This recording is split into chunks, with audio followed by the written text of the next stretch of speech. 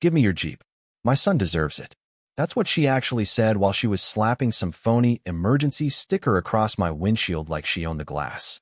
There I was, just washing my Jeep on a Saturday, soap suds sliding off black paint, minding my own business, when suddenly I'm the criminal, apparently, right there in my own driveway. She actually called 911 on me, yelling for the whole block to hear, neighbors peeking through windows as if I'd committed some unspeakable crime. I'm not gonna lie, my hands were shaking so hard I almost dropped the sponge. Name's Nate. I coach boxing at the local rec center, been here 3 years. Most days are quiet. Not that day. Right as I'm rinsing off the roof, the neighborhood loudspeaker crackles. Evacuation drill, for PM. All residents report to assembly point. Never heard that before. I pause, look up. That's when Brenda Pierce, our infamous HOA president, shows up. She's always got those power blazers on, strutting like she's running for governor, not a suburban block. Next to her, her son Trevor. Kid's maybe 20, but he's rocking a brand new hard hat and a convoy captain sticker, looking like he just walked out of a costume shop. Static hisses from the toy radio clipped to his belt. Trevor's waving a clipboard stacked with official-looking papers, but up close, they're just internet printouts, probably from some DIY disaster drill website. His badge is a laminated mess, no authority, just attitude. Neighbors start gathering, pretending to trim hedges or water lawns, but you can tell they're all rubbernecking for the show. Base to Unit 1, beginning residential compliance check. Trevor bellows, strutting up the sidewalk. You could hear snickers from across the street. One teenager mutters, "Discount Rescue Patrol," and people pretend not to laugh. Brenda marches over, zeroes in on my Jeep, and pulls out this fake sticker with a barcode, then slaps it dead center on my windshield. "Emergency access authorization," she announces, trying to sound like some FEMA general. Trevor needs reliable convoy vehicles for community safety leadership. I just stare. She wants my Jeep. For her son. Because apparently, my personal vehicle is now a prop for their fake little drill.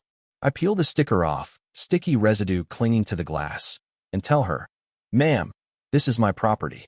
I'm not part of any convoy, and I'm definitely not giving you my car." But Brenda's not one to back down. She flashes another sticker, tells the growing crowd, "The community expects cooperation during emergencies, Nate." Her voice is sharp, her smile even sharper. I see Trevor holding a whole stack of stickers, like they expected resistance and came armed. "This is trespassing," I say, grabbing my phone. But she's quicker, dials 911, puts on a performance for the neighbors. "Yes, officer, I need to report a resident defying emergency safety orders, threatening community protocols." She makes me sound like a menace. Words like official protocol and public safety tumble out, and honestly, she's so convincing I start wondering if maybe I missed a memo. About 10 minutes later, Deputy Mark Lewis shows up. He's steady, mid-40s, no nonsense. Asks to see my registration, license, insurance. All clean. Then he turns to Brenda. "Ma'am, can you show me the legal authority that allows the HOA to requisition private vehicles?" Brenda flips through a binder full of printouts, policy numbers, community cooperation clauses, you name it. But Mark just shakes his head. HOA has no authority over private vehicles. County recommends preparedness, but you can't take civilian property. Trevor looks like someone popped his balloon. Brenda's face turns beet red, talking faster and making even less sense. She waves some community guidelines at Mark, but he calls her bluff. This is a website template. No seal, no legal standing. And just like that, their act crumbles. You'd think that would be the end. But a day later, a new kiosk pops up near the mailboxes. Free key battery replacement, community service. Innocent, right? Except when you scan the QR code, it goes nowhere. I get a text from an unknown number. "Someone's in your car." I run outside, see movement in my Jeep, but by the time I get there, whoever it was is gone. Steering wheels adjusted. Perfume I don't recognize. Now I'm paranoid. Then comes the HOA newsletter, slipped under my door, talking about residents who refuse to participate in community safety protocols.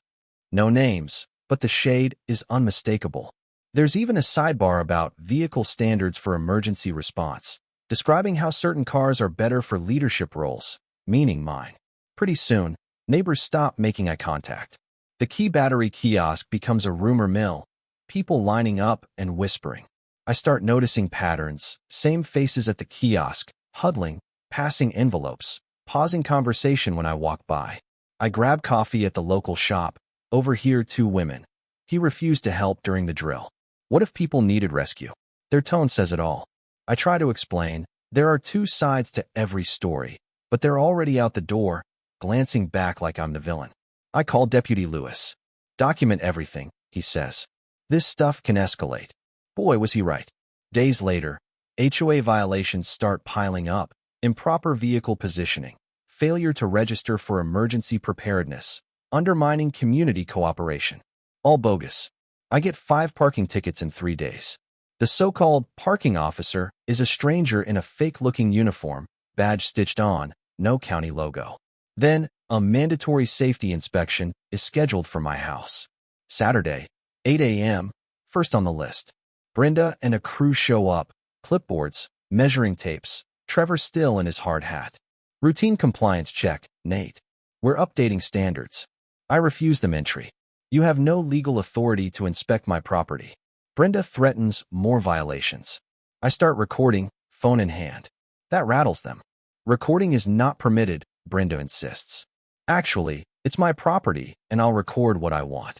I ask for credentials, qualifications, none. Just more laminated office supply badges and empty jargon. Neighbors watch. Some look nervous, some supportive. One woman asks, "What law says you can do this?" Brenda stumbles through buzzwords. After they leave, I get an email, Community Standards Review Board, formal enforcement proceedings initiated. Attached are invasive photos of my home, some clearly taken from inside my yard without permission, even inside my garbage cans. This is stalking, not community management. That evening, I upload my video to the neighborhood group. HOA attempted property inspection without legal authority. Comments blow up, some defending Brenda, others finally asking questions. One woman writes, "Look who's being targeted. This isn't about safety." Other families start sharing their stories, sudden inspections, targeted fines, systematic exclusion. Then I hear my Jeep engine turn over. Keys are on my counter, but there goes Trevor, waving as he drives off with my car. I call Mark Lewis. The HOA president's son just stole my Jeep. This time, law enforcement responds big. Turns out, that key battery kiosk? It's a code scanner. Brenda's crew had been harvesting key codes for weeks. Who knows how many neighbors got hit? The police investigation blows the whole thing wide open. The harassment, the fake fines, the systematic targeting, all of it. Turns out, Brenda had a list. Compliance concerns, single parents, minorities, new residents, anyone who didn't fit her perfect HOA mold. She'd been running a full-on intimidation campaign, tracking every detail, building files to justify pushing people out. The kicker? This wasn't just one block. The feds get involved, FBI, Civil Rights Division, because they find Brenda's been coordinating with other HOA presidents in 3 states. Training seminars disguised as community improvement are really how-to sessions on exclusion. They find thousands in fake fines, templates for bogus notices, financial records showing how the harassment was raising property values for her friends. In the end, Brenda gets led away in handcuffs. Trevor confesses to his part. The HOA is dissolved, and federal oversight is slapped on the community. Families get restitution, and a new, transparent association forms, run by the actual residents. Community meetings turn from whisper campaigns into potlucks. Kids who'd been excluded now run the streets free. The block feels like home again. And my Jeep? I got it back, minus a couple air fresheners and a new appreciation for real authority versus the manufactured kind. The lessons run deep. People apologize for not speaking up sooner. We hold an actual block party, food, music, laughter, right where Brenda's fake convoy once staged. If you've ever dealt with anything like this, drop your story in the comments. Was I right to push back, or did I go too far? How do you balance community standards and personal rights? The only thing I know for sure is, if you don't stand up to fake authority, it'll keep creeping until your whole life's not your own anymore. So yeah, I'm keeping my Jeep. And I'm keeping my community, just not the way Brenda wanted.